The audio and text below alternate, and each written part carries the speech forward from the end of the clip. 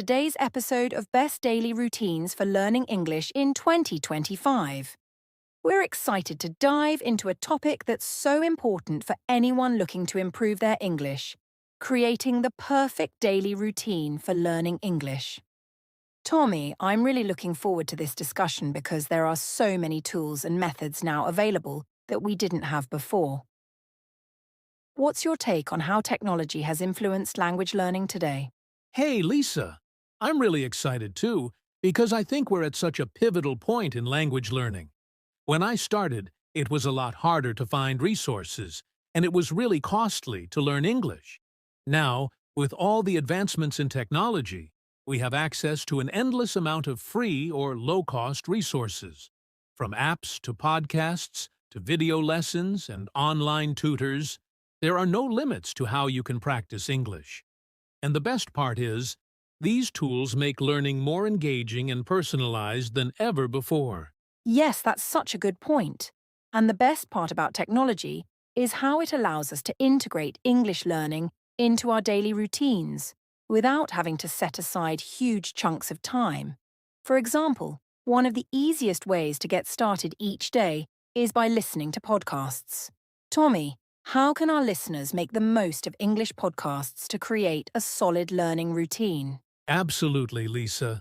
Podcasts are one of the best ways to get started with English, especially because they're so versatile. First off, they're convenient. You can listen to them while commuting, while you're cooking, or even while exercising. But I'd say the key to using podcasts effectively is consistency and choosing the right content.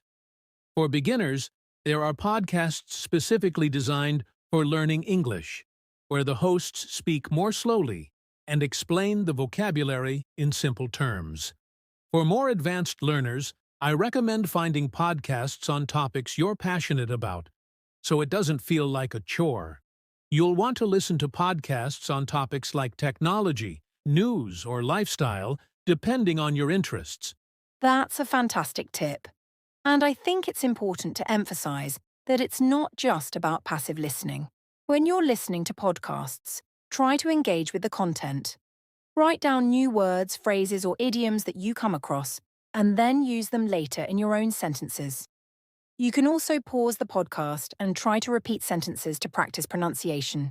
This makes the experience more active. Exactly. Active listening is crucial. And one thing that a lot of learners forget is that listening to podcasts multiple times can be a game changer.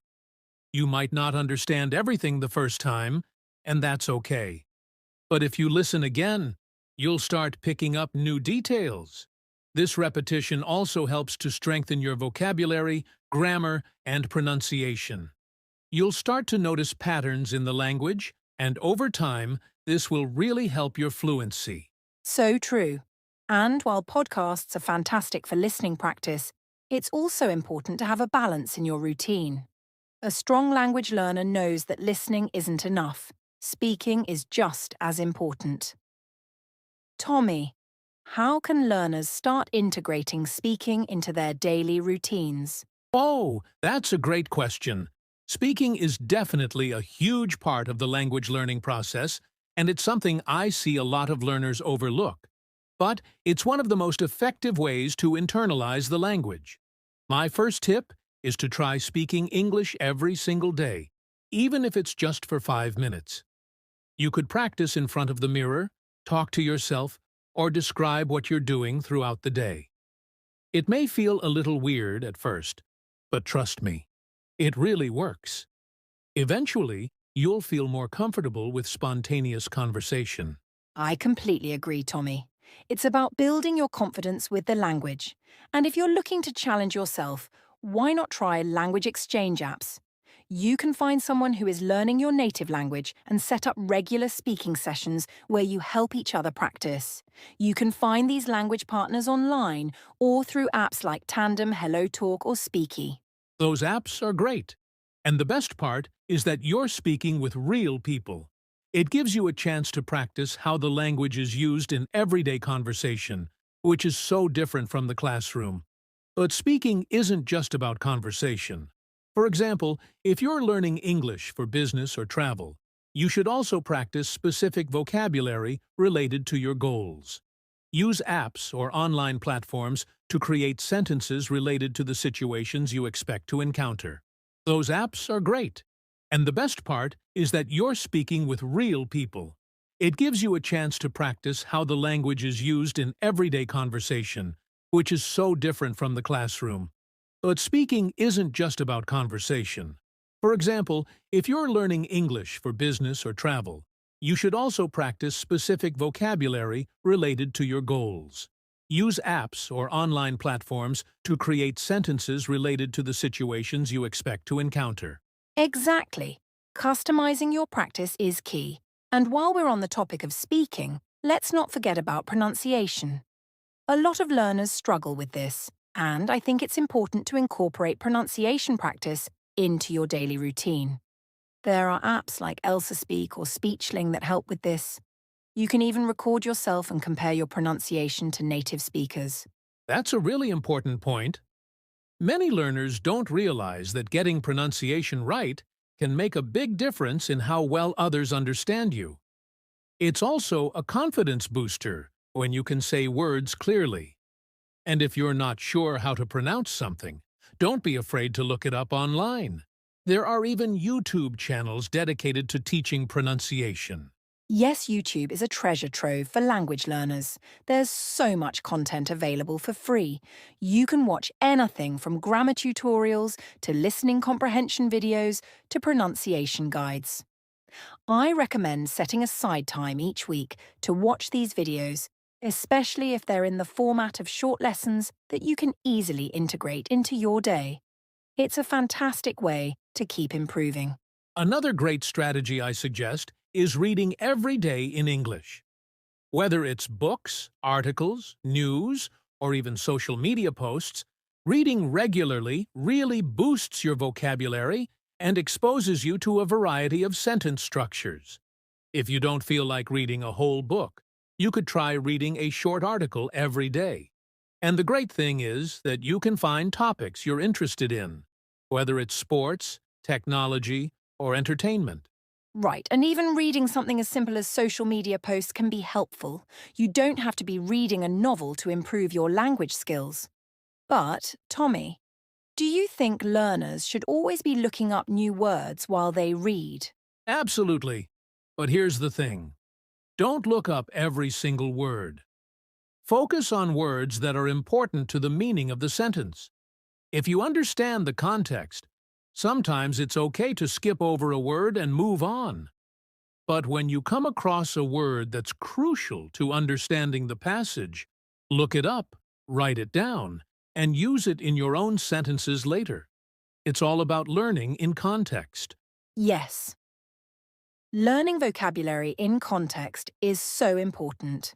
And another way to reinforce vocabulary is to write regularly in English.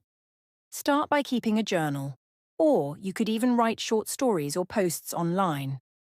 Writing forces you to use the vocabulary and grammar you've learned, which really helps you remember it. Exactly. And the more you write, the better you'll get at expressing yourself in English. It also gives you a chance to review your grammar. Don't be afraid to make mistakes, because that's how you learn. You can always go back and correct your errors later. It's about improving bit by bit.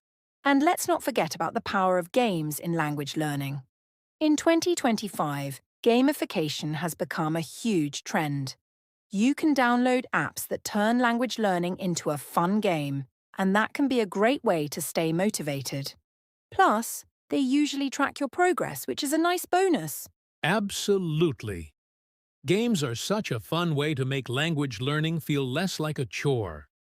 Apps like Duolingo, Memories, or Drops turn learning vocabulary into a game, with rewards, levels, and challenges.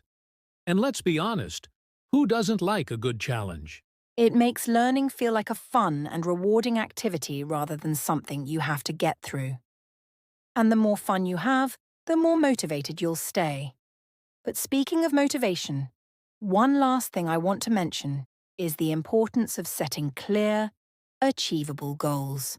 Learning English is a long-term process, so breaking down your journey into smaller, manageable goals will help you stay on track and motivated. That's such a great tip, Lisa. Whether it's mastering a specific set of vocabulary, having a 10-minute conversation in English without using your native language, or reading a book in English, small goals keep you motivated. And when you reach them, celebrate. Each milestone is a step closer to fluency. So true. It's all about consistency and progress. To wrap up, we hope today's episode has given you some solid tips and ideas for creating your own daily routine to learn English in 2025. Remember, it's not about doing everything at once. It's about finding a routine that works for you and sticking with it. Exactly! And the most important thing is to enjoy the journey. Keep practicing, keep challenging yourself, and you'll get better every day. Thanks for joining us, and we hope these tips help you take your English to the next level. Don't forget to subscribe and share this podcast with your friends. And as always, keep practicing and keep learning. See you next time.